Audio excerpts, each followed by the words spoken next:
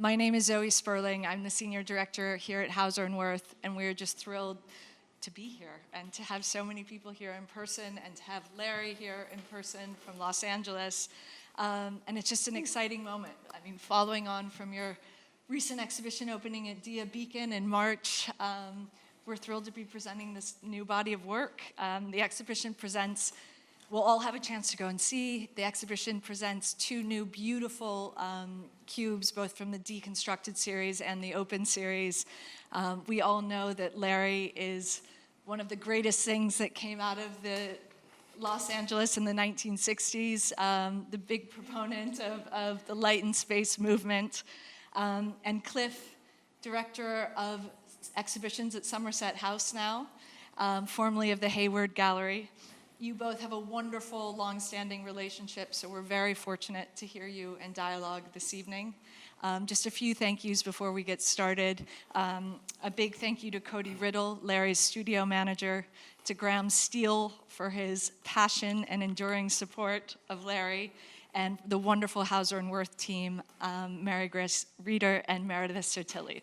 So without further ado, I give you Larry and Cliff. Thank you.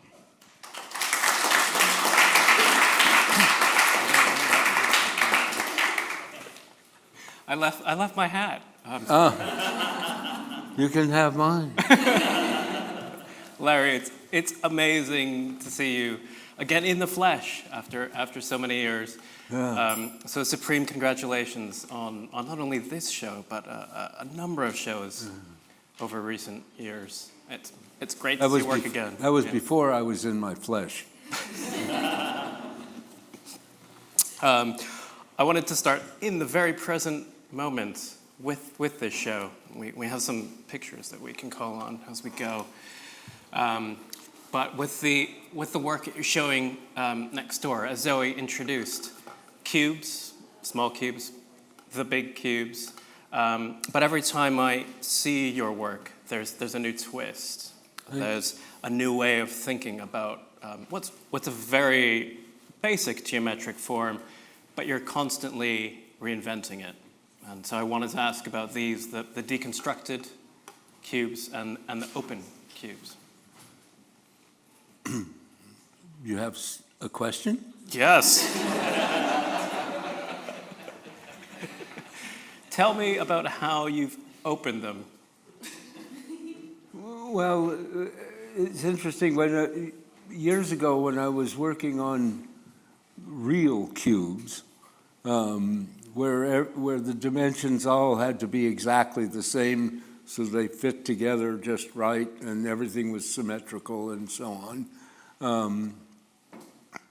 I had a feeling that they were less than significant because of all the cronies that I had that were out there in the bigger art world were doing big things, and I was still playing with small things. And so I decided the best thing I could do to carry on with the work was in some way open the cubes and still work with the right angles, because that's the key to my trip, has something to do with the right angle relationships that exist in our environment. And if I were to ask anybody in this room to count the number of right angles that impinge on your peripheral vision, just being here, you couldn't do it. There's too many.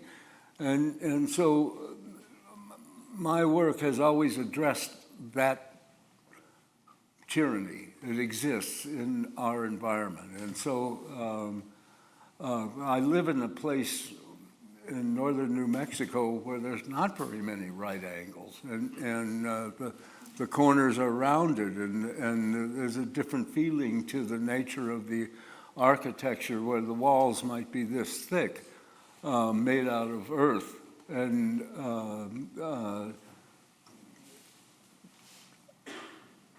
but I can get the same insulating factors out of a wall that's only this big with the right materials, So anyways, opening the pieces allowed me to carry on investigating the potential of the cubes just focusing on the right angle relationships that they have. And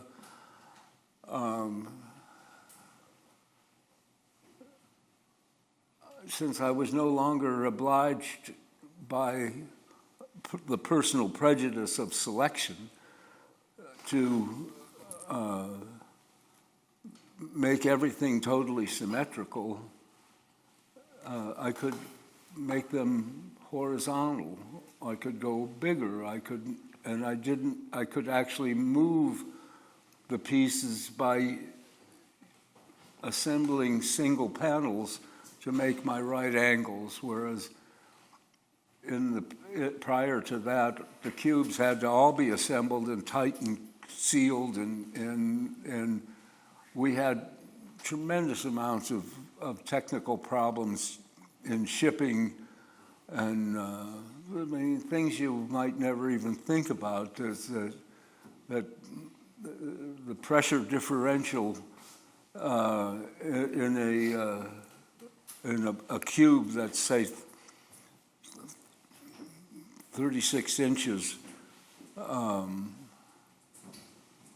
difference between that, the atmospheric pressure at 7,000 feet where I live, which is in northern New Mexico, and sea level is something like 10 tons of pressure difference. If you don't leave some tiny little holes so the air can go back into the structure, as you move it down the hill in a truck or something like that, it'll crush. And so by opening them up, I avoided a whole bunch of heartache and disappointment, because some of the best pieces I ever made never made it to the place that I was hoping to show them. That meant I had to deal with an angered gallerist who had no patience and no... anyways. Not even. Next question. I was just asking about open cubes to get you going.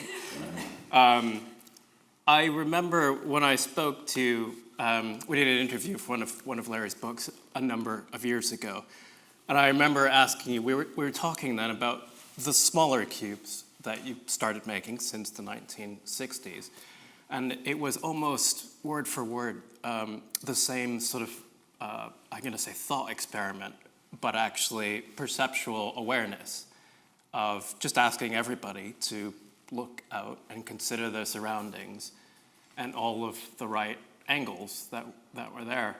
And I wondered if you could elaborate on, at that time in the 60s, you're working on works like this, the relationship between those and the architecture that you just actually described as a kind of a tyranny of right angles.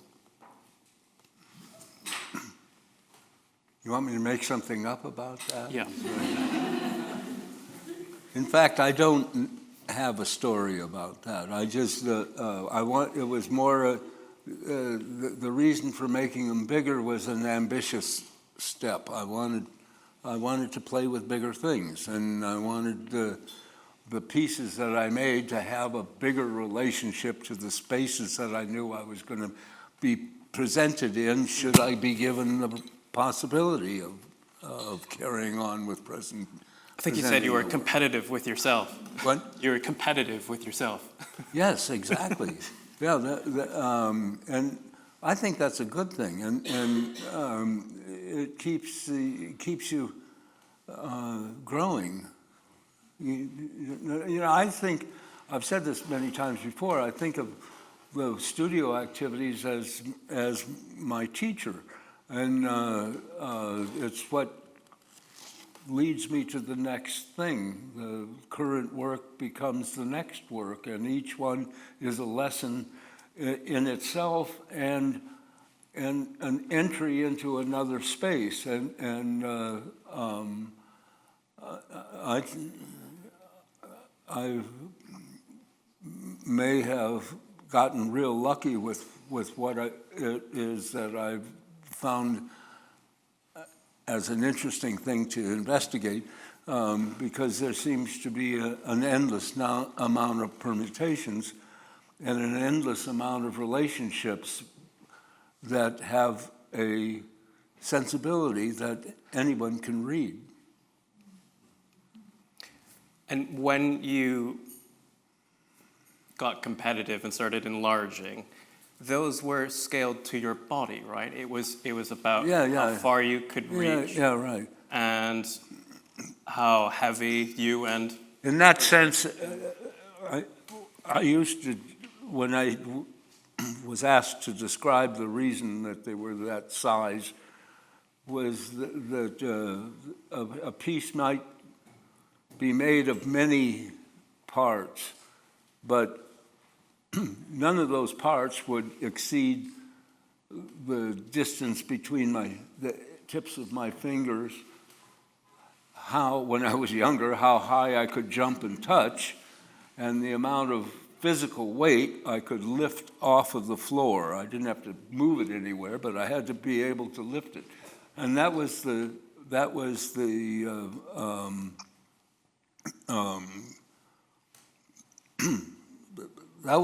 the limitations. And so I once made a sculpture that I called the iceberg and its shadow.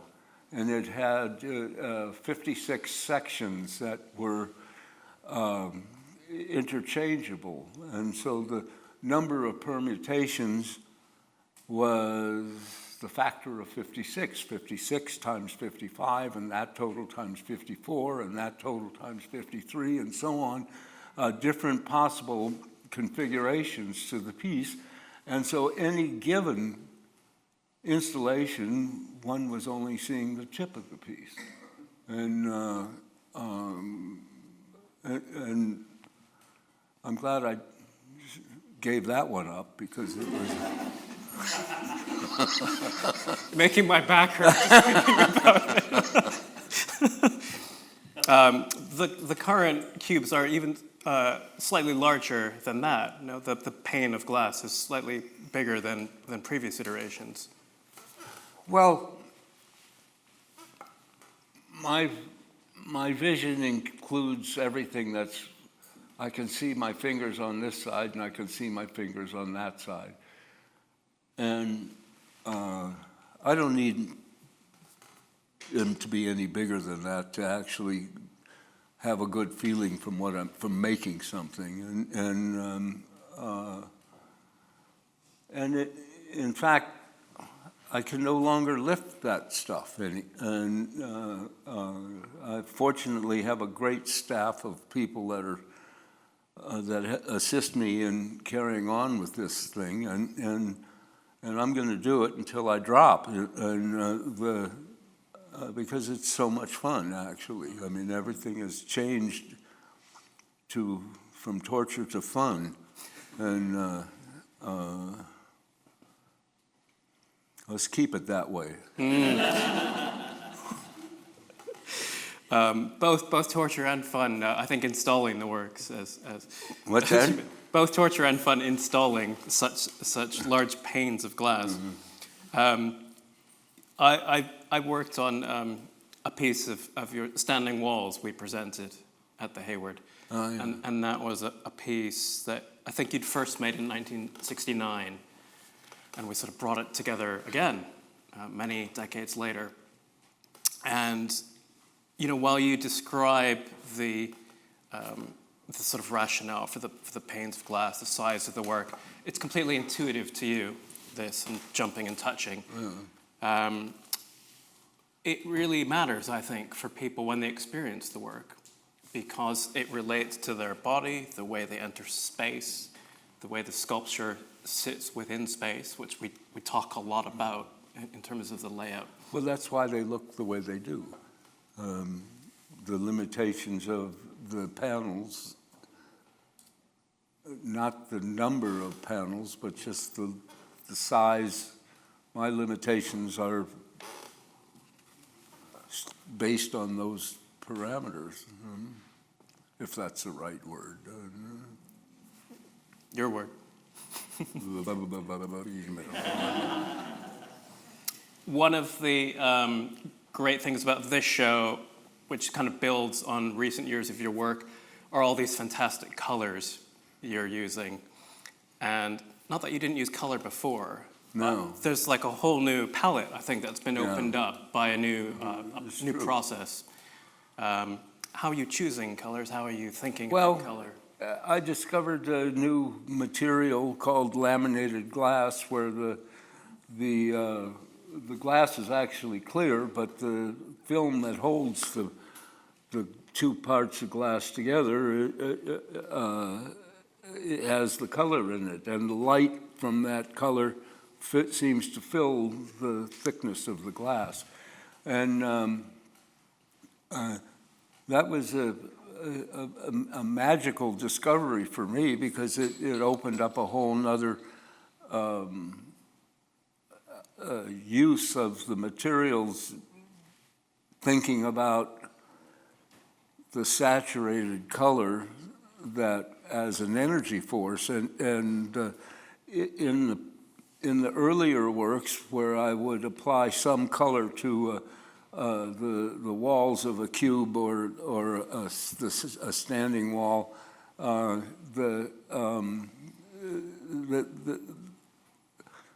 I was actually trying to keep the decorative element of color out of the piece, because I thought it contaminated the severity of the pieces. In fact, it didn't, but that's what I thought at the time, and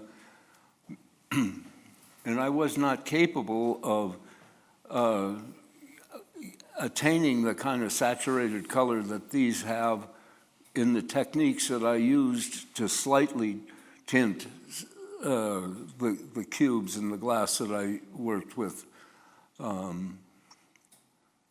So after discovering that material and making a lot of models, in a way these are kind of what we're seeing here. The sculptures are preparations for the next step, which is to apply these films onto the bigger pieces. And what you see in my show, the smaller pieces are essentially going to be the size of the big pieces, and they'll have that same light quality to their presence, hopefully. I mean, I love that about visiting in your studio, the fact that there are all these permutations, and it's a real process of sort of guessing and testing, seeing what glass, frostings, coatings, materials, colors all work together and in what combinations, and then your process of selecting those and deciding. It's just like making a soup. A glass soup. Yeah. I mean, the Whitney was probably the first time that laminated glass really came into effect for you. So we have that slide of that, the outdoor installation. Yeah, I had an opportunity to explore reds because there was various reds that were available through the fabricator that I bought this material from, and so we saw how I could learn what would happen if we mixed different reds together and see what happens. Yeah, and each one of those, basically they're all the same material, except that the thickness of the laminate film is stacked up, and that's what changes the density. But you can't really tell that that's the reason that they're different reds when you see them. This was a profoundly important piece for me because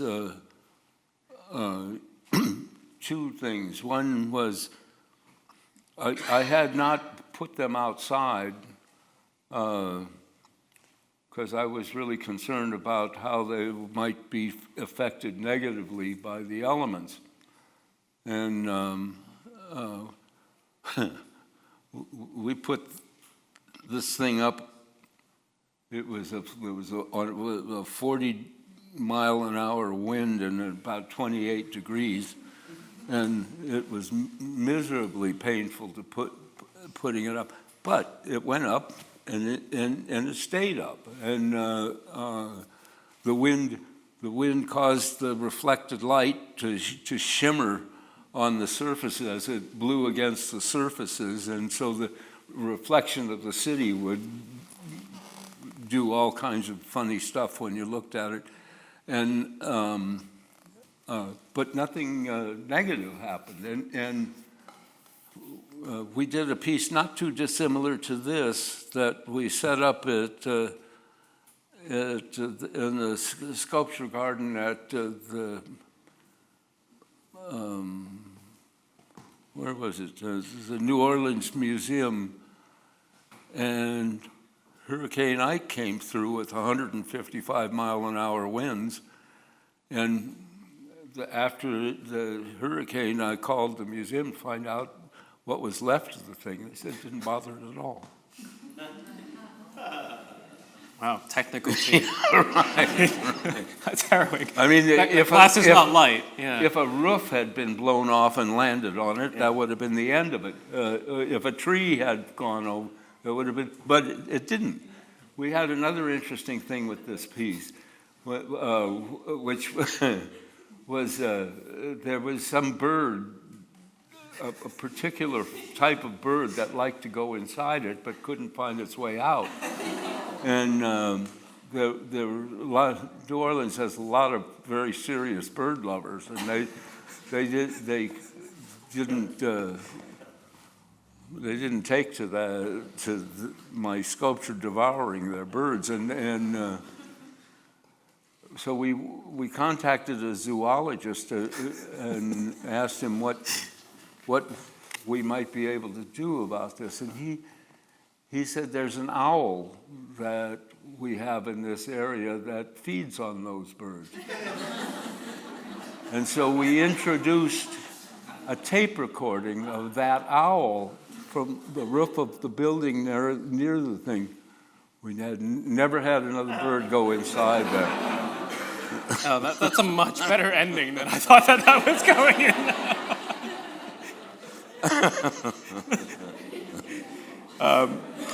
I remember, seeing this piece and you presenting this piece and thinking, wow, completely new direction. So I'm glad you're able to share a little bit about how much of a revelation, like working one with the laminated glass and two outdoors was for you. Natural light hitting them is well, amazing. that's it. I recently did an installation in an enclosed area in New York, Beacon, New York, which was in a very beautiful large room that had only daylight in it, no incandescent lights at all, but was a square, I forget what they call them, transit windows up at the top and around the place. Be like there Dia. it is. Yeah. There it is. Dia, some of you may have heard of it. You notice the floor was rather, the floor wasn't flat. It's an old floor, and it had been a manufacturing building, and when we brought some corrugated boards that were the size of these parts and taped them together to see how much light would come underneath the corrugated board, it was quite clear that I would have to put a glue bond that would fill in where the material didn't hit the floor, and I didn't like that idea because it would be too visible, and so I told them I needed a carpet, and it had to sit on a carpet. Well, the museum saw the idea of a carpet like they saw the enemy coming. The the home of minimalism. Right. It's a minimalist kind of aesthetic that pervades the institution, and I wanted a carpet. It had to be something there, and interestingly, when they realized finally that there was a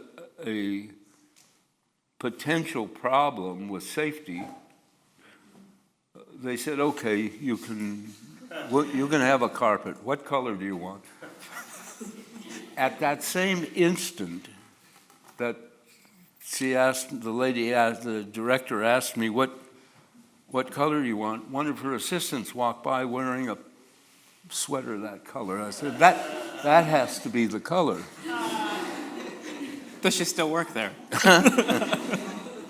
And so there it is. Now, what happened was that because of the windows being completely encircling the square room, the light comes from everywhere, and it reflects off of the carpet and projects onto the ceiling. So Top of the ceiling, yeah. there's an ambience to the space that was created by this totally spontaneous kind of decision that was made, and I really like spontaneous decisions. And I think that the three most important tools that an artist has at his disposal is spontaneity, improvisation, and intuition, and then you have to trust it. And so I made the call on the color of that sweater because I trusted my feeling at that instant when I saw it on that woman's back. And I had no idea it was going to give me all of the rest of the feeling that it did. So there's a lesson there. You have to trust yourself. Dress well for work. What's that? Dress well for work. It's one of the principles of the museum that everything sort of lives in natural light and ambient light, and the work changes, and it's a kind of baseline. So that's a way of bringing the outside into the museum. Yeah. We've talked a lot about the new glass, and I didn't want to let you go without talking about one of the techniques I'm going to say you've pioneered for contemporary art, which is using this process of vacuum deposition on glass. Yeah, well, we've changed. We've actually taken it a step further. And this is going to sound a little bit like voodoo because I don't really know what I'm talking about, but I'm going to tell you the facts of the as I have interpreted the reasons for things. For years, I thermally evaporated different materials, metals basically, onto glass surfaces to change the reflectivity of the surface and change the... Glass does three things at once. It reflects light, it transmits light, and it absorbs light all at the same time. And it's possible to alter those things depending on how you play with it. And I think of the parts that I work with as something like tapestry elements, where we're weaving reflected, transmitted, and absorbed light together to make a composition. And the metal films and other materials that we heated up in a tool that is a vacuum chamber. In other words, we have to pull the air out of the tank where we place the glass, having been cleaned scrupulously and so on, and then filaments like light bulb filaments that have the metals on them, and eventually they get hot enough to reach what's known as a vapor pressure. It evaporates and coats whatever's in front of it. And I used that process for years, and a few years ago I hired a company, hired a university in Colorado, Fort Collins, Colorado. There's a big engineering university there, the state university, and they have done a lot of research into something called ion projection, and it's now here's where it gets a little voodoo-y. Okay. In the process of heating up these filaments that evaporate material, I was passing heavy current, low voltage, but lots of amps through a heavy cable to a piece of wire that has a lot of resistance in it. And the tungsten wire had the material wrapped around it that I wanted to put on a piece of glass. Eventually that material would liquefy and then turn into a vapor and coat whatever was in front of it. There's another process that doesn't use electrons, which is what I was running through those filaments.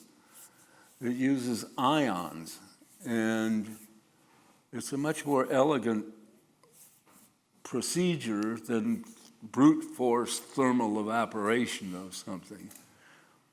And it's a bit like a ballet in that you introduce different kinds of, first you empty the tank of air, and then you put a little gas of some kind in, like nitrogen or oxygen or helium or some other some gas that you can pass a high voltage discharge off it. So everybody's seen a fluorescent light.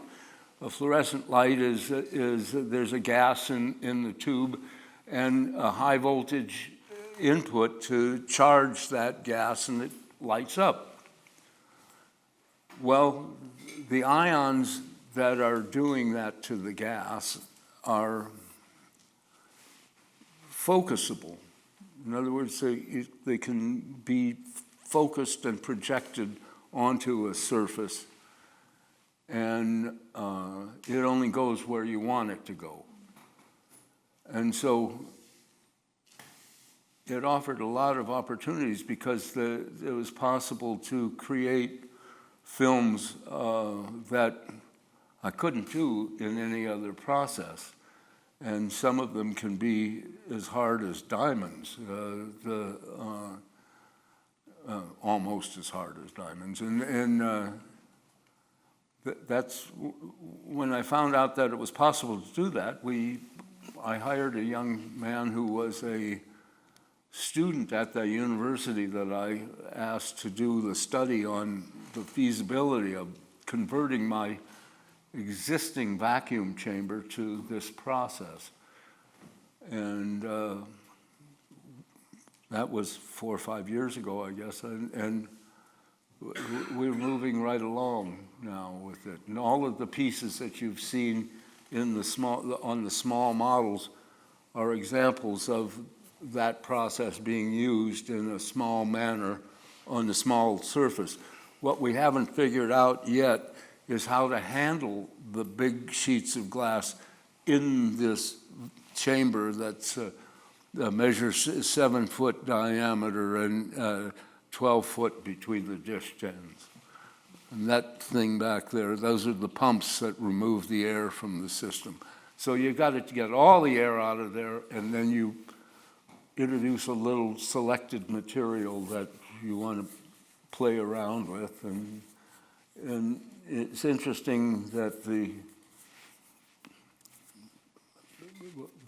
it's not just the physical look of the stuff changes, but the stuff itself changes. In other words, if we discharge a material like titanium in this process, in the presence of an inert gas or reactive gas such as nitrogen, what we end up on the surface is a material called titanium nitride, which is no longer a metal.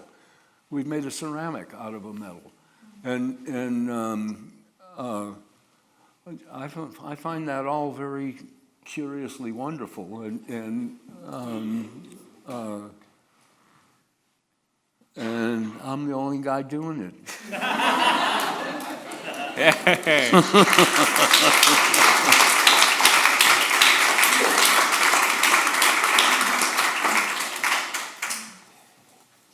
I'm glad you were able to explain that process in such a sort of light and poetic way, because when I went to visit Larry, like 2015 in Taos, and had a chance to step into this tank, which is a little bit of a daunting thing, big door with all the vacuum knobs and seals. I